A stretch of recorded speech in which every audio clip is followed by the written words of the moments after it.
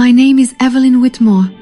I'm 25 years old, and I have a body that, if seen strutting down the Mayfair lanes, would make gentlemen stumble over their steps and ladies hide their husbands behind their fans.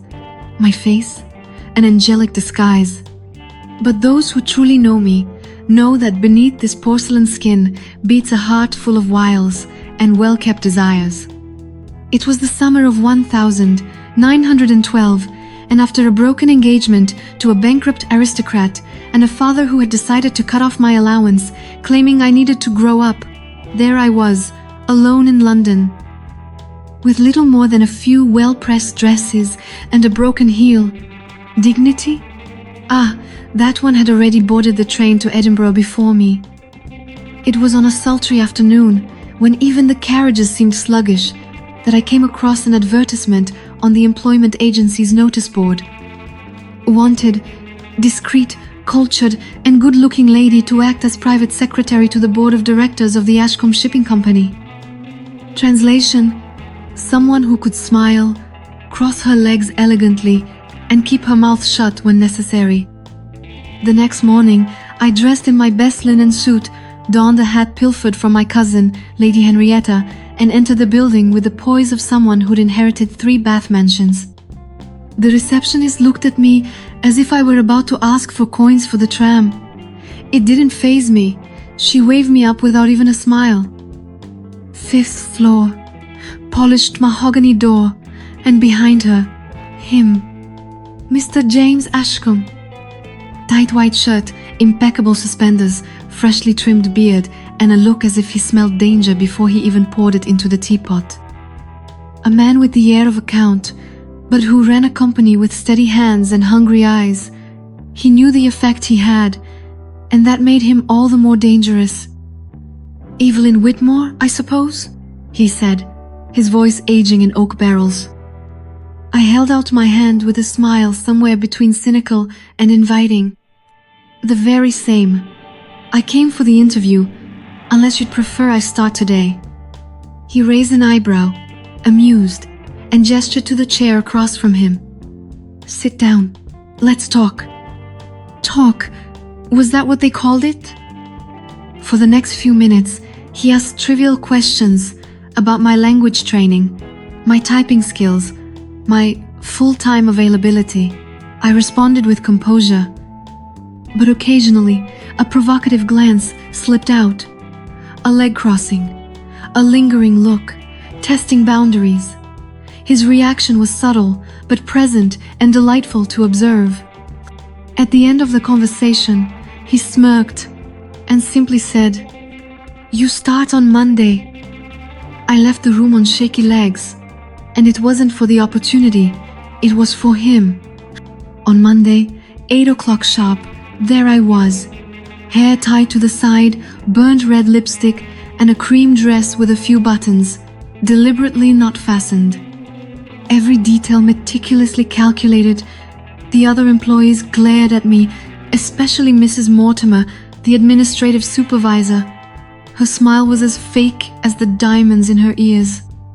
But I wasn't there to make friends. I was there to play, and the board was him. I spent the day among files, correspondence, and coffee served on silver trays. But with every step James took through the hallways, my body vibrated as if responding to a secret code, and he knew it. He passed too close. He looked too closely. He smiled with that, "Not yet, but soon," smile. At the end of the day, already gathering papers from the meeting room, I smelled his scent before I saw him. He appeared in the doorway, jacketless, his sleeves rolled up to his forearms. "How was your first day?" I survived, with some difficulty. That typewriter looks like it came from the Industrial Revolution. He smiled and leaned against the doorframe. "Here, things take time to heat up." I ran my tongue lightly over my lips as if responding without using words. "I like things hot." There were 3 seconds of silence, but the heat that exploded between us would last for days. On Wednesday, he asked me to deliver some papers to the meeting room. Only 3 sheets, but his eyes slashed at me like sharp blades. I left the room slowly, choosing the longest hallway. And as I waited, he came. In the reflection of the glass door, I saw James leaning against the doorframe, arms crossed, biting his lower lip, like someone calculating checkmate. On Thursday, I hurried into the building's elevator, too late for ceremonies, skirt fitted, hair impeccable, heels firm. Just as the door was about to close, a hand held it. Him. He entered silently, his woody scent dominating the space. The elevator stopped suddenly between floors, and the silence that followed was deafening. "What a situation, huh?" he said, smiling. "Dangerous, perhaps," I replied, staring at him. He took a step, small, but enough for us to be a breath away. "You tease me as if you didn't know," he said hoarsely. "And you pretend not to notice." He didn't respond. His hand slid to my waist, his eyes fixed on mine, and the kiss came. Urgent, no rehearsal, just action. My body arched against his, my hands in his hair, the muffled sound of the gears becoming a backdrop to our combustion. When the elevator started working again, we quickly composed ourselves, but the desire, that didn't fade. On Friday, I knocked on his office door with some excuse. "Can you close the door, Miss Whitmore?" I did. And in that moment, I knew. The day had barely begun, but the game, oh, that one was just warming up. Audience interaction. "Oh, my dear, you felt that heat there too, right? And look, that was just the first chapter. Imagine what's to come when the secrets start to boil. If you're also caught up in this tension between Evelyn and Mr. Ashcombe, leave a like, comment below what you would do if you were stuck in the elevator with him, and of course, subscribe to the channel so you don't miss a single detail of this outrageously delicious romance. Because if you're going to sin, do it with class, if you know what I mean." On Monday, I went to work wearing a thin cotton dress that cinched my waist as if surrendering myself. Beneath it, a pale lace corset that I tied myself tighter than usual.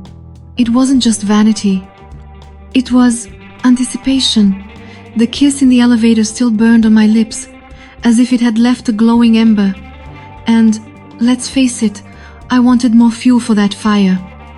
Mr. James Ashcombe showed up at 9 o'clock sharp, as usual. His dark, well-cut suit contrasted with the immaculate whiteness of his shirt. His hair was slicked back, his eyes as deep as a stormy night, and his voice. Heavens, that voice that made me shiver even through 3 layers of fabric. "Good morning, Miss Whitmore," he said with a formal nod. But there was a moment, just one, when his eyes rested on mine as if contemplating something inappropriate. And there was the silent invitation disguised among papers, ties, and social etiquette. I spent the day distracted. My hands fumbled with files, but my mind, well, my mind was trapped between the elevator and his mouth. Every time he passed through the room, my skin prickled, as if the air around me had become denser. My knees, a little less steady. The center of my body, a field of burning.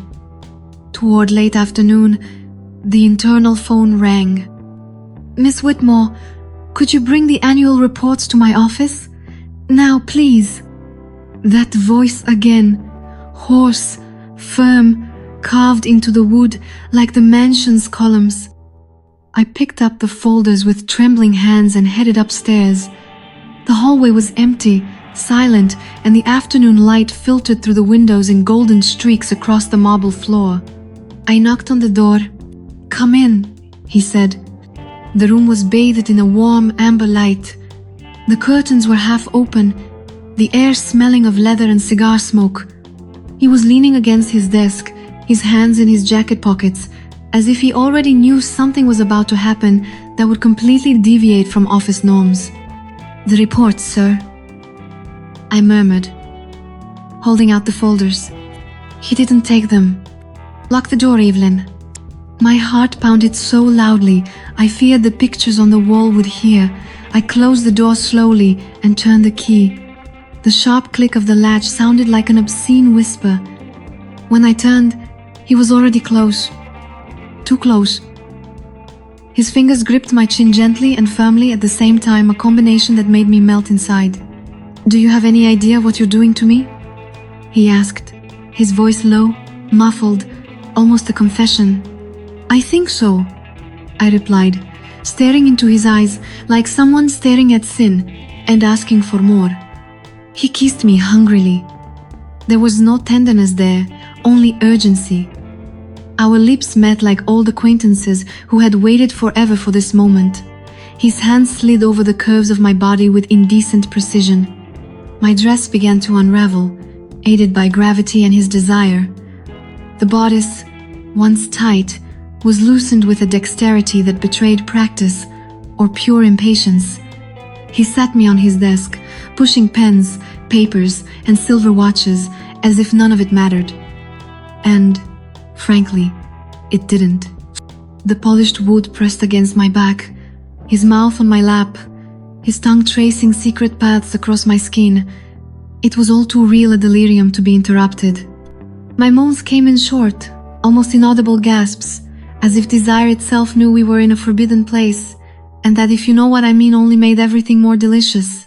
He hurriedly opened his vest, revealing his broad chest, where I took a deep breath as if seeking shelter.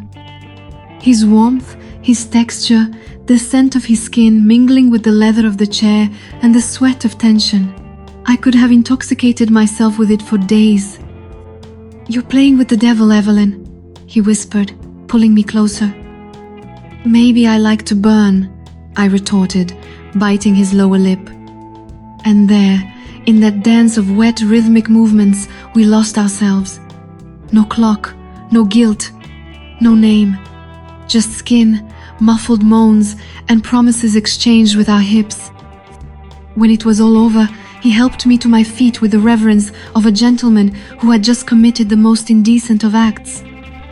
"This cannot happen again," he said, trying to put on both his suit and his dignity. "Of course," I replied, fixing my hair in front of the mirror. "See you tomorrow, Mr. Ashcombe." I left the room certain I would return, and with a warm feeling between my legs that sometimes the greatest sins hide within the most innocent routines. So, my loves, did Evelyn master the game or fall into an even more tempting trap? Because, let's face it, when desire knocks on the door and asks to come in, sometimes we lock it from the inside, just so it doesn't escape. If you like this chapter, leave a like, comment on what you do in our daring secretary's shoes, and of course, subscribe. Because here, we don't just deliver stories, we deliver sighs. The carriage moved silently through the morning mist. The jingle of the reins and the steady trot of the horses seemed to echo within Evelyn Whitmore's chest. Beside her, Mr.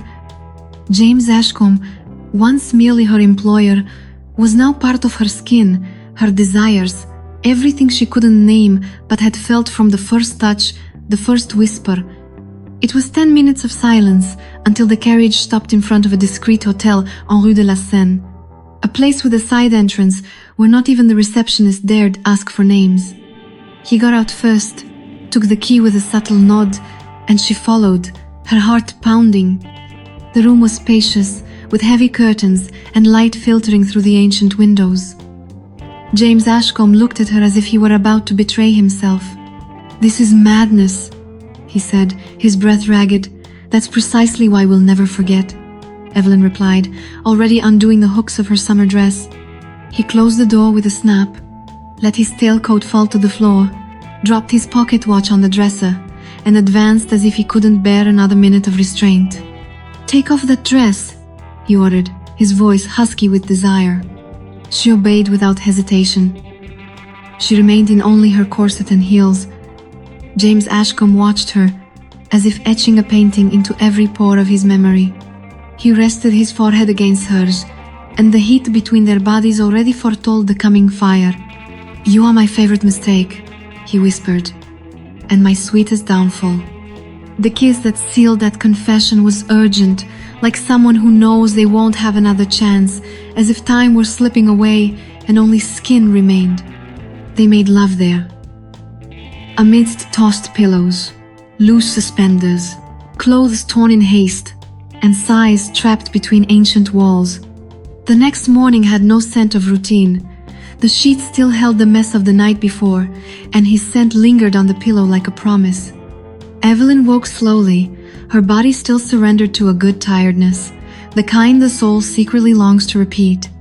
James Ashcombe stood, leaning against the porch, wearing only his pants, holding a cup of coffee, his gaze lost in the city fog.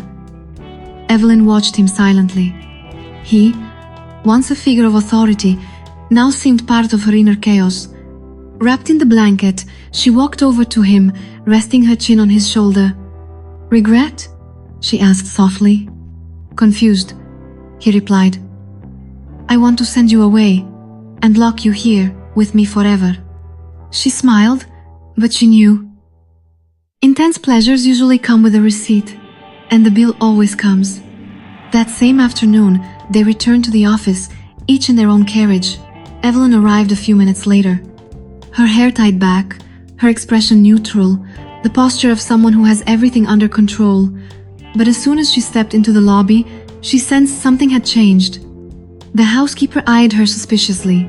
The secretaries whispered in the hallways, and James Ashcombe was locked in his office, the curtains drawn as a barrier between the world and his consciousness. At lunchtime, he called her discreetly. "We need to talk." 3 words that never bode well. They went to the conference room, the same one where, weeks ago, their bodies had been discovered amidst folders and nautical charts. Now, there was only silence and distance.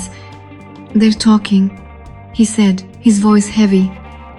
"There are rumors that you're only here because we were close."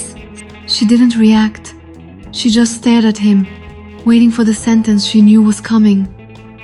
"This could hurt us, Evelyn. Me, you, the company. And what happened was a mistake."